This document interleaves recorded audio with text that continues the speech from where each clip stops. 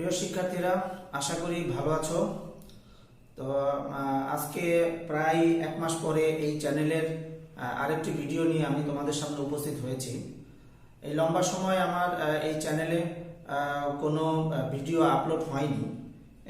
তার পিছনে অবশ্য উপযুক্ত একটি কারণ আছে।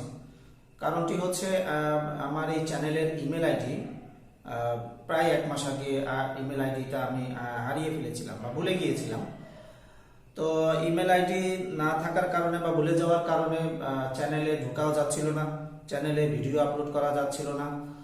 তো এই ধরনের ছোটখাটো কিছু প্রবলেম হচ্ছিল। তো যাই হোক, আল্লাহর কাছে লক্ষ কোটি শুকরিয়া যে এখন আবার ইমেল আইডিটি উদ্ধার করা গিয়েছে। তো যেহেতু ইমেল আইডিটি উদ্ধার করতে পেরেছি, সুতরাং ভিডিও আপলোড করার আর কোনো বাধা থাকলো না। তো আজকে এই জন্য আজকে একটি নতুন ভিডিও এই চ্যানেলে আপলোড করছি। তো যাই হোক, মোটামুটি আমরা এর আগের যে দুই ভিডিও আমাদের হয়েছিল, দুইটি ভিডিও ক্লাস হয়েছিল, সেই দুইটি ভিডিওর ক্লাসে আমরা মোটামুটি টেন্স নিয়ে আলোচনা করেছিলাম। টেন্সের প্রেজেন্ট টেন্স এবং পাস্ট টেন্স সম্পর্কে আলোচনা করেছিলাম। তো ওখানে আমাদের ফিউচার টেন্স আমাদের বাকি রয়ে গিয়েছিল। ফিউচার টেন্সটা আলোচনা করা হয়নি, আলোচনা করা যায়নি। তো যেহেতু আজকে মোটামুটি নতুন করে আবার এই চ্যানেলে ভিডিও আপলোড করা হচ্ছে, সুতরাং সর্বপ্রথম সেই যে ফিউচার টেন্স বাকি আছে আমাদের ফিউচার টেন্স সম্পর্কে আলোচনা করলে তাহলে আমি মনে করি যে টেন্স সম্পর্কে একটা ধারণা স্টুডেন্টরা পেয়ে যাবে। তো যাই হোক, কথা না বাড়িয়ে আমরা তাহলে সামনে আগাই। আমরা এখন ফিউচার টেন্স সম্পর্কে সরাসরি আলোচনায় চলে যাই। আশা করি এই আলোচনা আগামী দুই আলোচনার মতো স্টুডেন্টদের ভালো লাগবে। তো যাই হোক, এখনো যারা আমার এই চ্যানেলে সাবস্ক্রাইব করনি তারা আশা করি এখন সাবস্ক্রাইব করে ফেলবে। সাবস্ক্রাইব করার পাশাপাশি যে সাবস্ক্রাইবের পাশে তোমার বেল আইকন থাকে, বেল আইকনে চাপ দিয়ে দিবে। আর এছাড়া লাইক, কমেন্ট, শেয়ার এগুলো তো অবশ্যই করবে, কারণ তুমি জানছো তোমার পাশাপাশি তোমার বন্ধু বান্ধব বা আত্মীয় স্বজন যারা আছে তারাও যদি এখান থেকে কিছু শিক্ষা অর্জন করতে পারে, তাহলে আমি মনে করবো যে আমার যে পরিশ্রম সেটা সার্থক হয়েছে। তো যাই হোক, কথা না বাড়িয়ে আমরা তাহলে সামনে যাই। আমরা ফিউচার টেন্স সম্পর্কে আলোচনায় চলে যাই। ফিউচার টেন্সের আলোচনায় সর্বপ্রথমে আমরা ফিউচার টেন্সের অর্থ সম্পর্কে জেনে নিই। ফিউচার টেন্সের অর্থ যদি করি তাহলে ফিউচার টেন্সের অর্থ দাঁড়ায় ভবিষ্যৎকাল। ফিউচার টেন্স অর্থাৎ ভবিষ্যৎকাল। আর ফিউচার টেন্সের যদি আমরা সংজ্ঞা করি তাহলে ফিউচার টেন্সের সংজ্ঞা এরকম দাঁড়ায় যে ভবিষ্যৎ সময়ে কোনো কাজ হবে এমন বোঝালে ফিউচার টেন্স বলে। অর্থাৎ যে কোনো কাজ এখনো হয়নি বা ভবিষ্যতে হবে এরকম বোঝায়, তাহলে সেটা ফিউচার টেন্স এর উদাহরণ। যেমন আই শ্যাল গো, এখানে একটু উদাহরণ দেওয়া হয়েছে আই শ্যাল গো, অর্থাৎ আই শ্যাল গো মানে আমি যাব। তারপরে এখানে আরো করা যায় he will go, they will go, they shall go, এগুলা করা যায় এরকম। তো যাই হোক, মোটামুটি ফিউচার টেন্সের আমরা সংজ্ঞা এবং এর উদাহরণ জানলাম।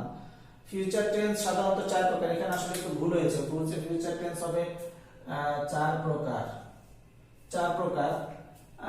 ফিউচার টেন্স যদি চার প্রকার করি তাহলে এরকম দাঁড়ায় future indefinite tense, future continuous tense, future perfect tense এবং ফিউচার পারফেক্ট কন্টিনিউয়াস টেন্স।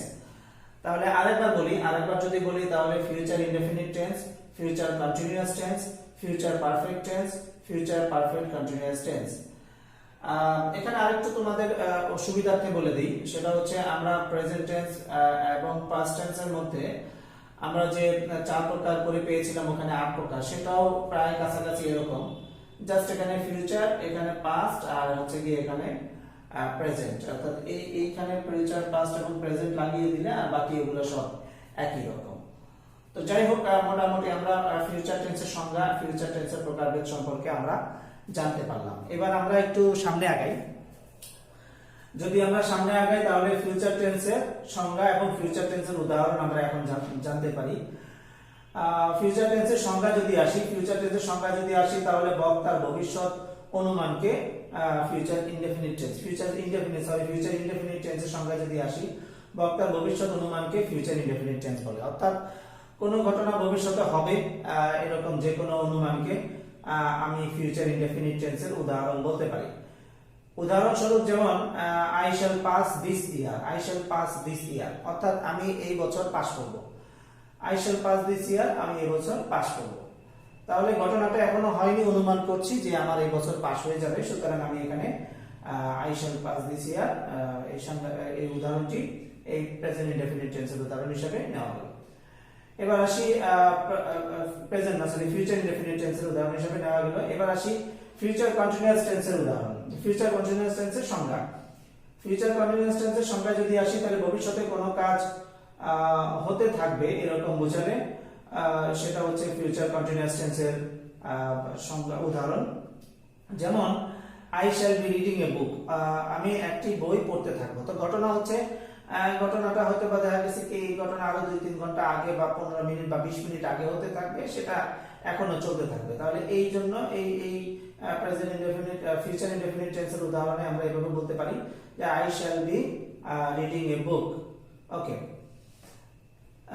তার এরপরে আসি future perfect tense. Future perfect টেন্সের উদাহরণ যদি আমরা করি, ফিউচার পারফেক্ট টেন্সের সংজ্ঞা যদি আগে আমরা করি, তাহলে ভবিষ্যতে দুটি কাজের মধ্যে একটি কাজ আগে হবে এরকম বোঝালে তাহলে ফিউচার পারফেক্ট টেন্স বলে। ভবিষ্যতে দুটি কাজের মধ্যে একটি কাজ আগে হবে এরকম বোঝালে ফিউচার পারফেক্ট টেন্স এর সংজ্ঞা বলে। যেমন we shall have started before he came, সে আসার আগে আমরা শুরু করে দেব। তাহলে ঘটনাটা দুটি কাজের মধ্যে সে আসবে আর আমরা শুরু করে দেব। দুটি কাজের মধ্যে একটি কাজ আগে হয়ে যাবে, সেটা হচ্ছে আমি শুরু করে দিব, আর হচ্ছে গিয়ে সে আসবে সেটা হচ্ছে গিয়ে পরে। তো ঘটনা হচ্ছে কিরকম, যেমন we shall have started before he came, তাহলে তার আসার আগে আমরা শুরু করে দেব। ওকে, তাহলে ফিউচার পারফেক্ট টেন্সের আমার সংজ্ঞা গেল, উদাহরণ গেল। এবার আসি ফিউচার পারফেক্ট কন্টিনিউয়াস টেন্সের সংজ্ঞা এবং উদাহরণ। ফিউচার পারফেক্ট কন্টিনিউয়াস টেন্সে সংজ্ঞা যদি করি, তাহলে কোনো কাজ সময়ব্যাপী হতে থাকবে, অর্থাৎ ঘটনাটা কিছুক্ষণ আগে শুরু হবে, সেটা সময়ব্যাপী একটি নির্দিষ্ট সময়ব্যাপী হতে থাকবে। তাহলে এটা হচ্ছে গিয়ে ফিউচার পারফেক্ট কন্টিনিউয়াস টেন্সের উদাহরণ। যেমন Salma will have been doing the work since morning, সকাল থেকে সালমা এই কাজটি করতে থাকবে। তার অর্থ ঘটনা হচ্ছে সকাল থেকে সে কাজ শুরু করে দিয়েছে, এখন পর্যন্ত কাজটা চলতে থাকবে। সুতরাং এটা হচ্ছে কি তোমার ফিউচার পারফেক্ট কন্টিনিউয়াস টেন্সের উদাহরণ। তো ফিউচার পারফেক্ট কন্টিনিউয়াস টেন্সের সংজ্ঞা যদি আবার করি, তাহলে কোনো কাজ সময়ব্যাপী হতে থাকবে এমন বোঝায়। উদাহরণ যেমন Salma will have been doing the work since morning.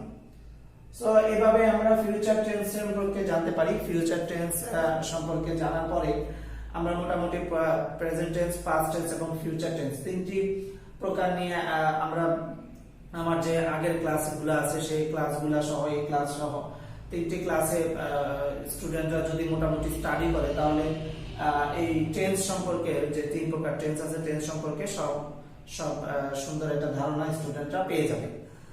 তো এই হচ্ছে ক্লাস। আর হচ্ছে এখন এখানে আমি বলছিলাম যে এর আগে আরেকবার যে এই যে 3 প্রকার টেন্সের মধ্যে আবার স্ট্রাকচার একটা ব্যাপার আছে, স্ট্রাকচার নিয়ে এখনো আলোচনা হয়নি। এগুলো একটির মধ্যে আমি স্ট্রাকচার নিয়ে আলোচনা করিনি।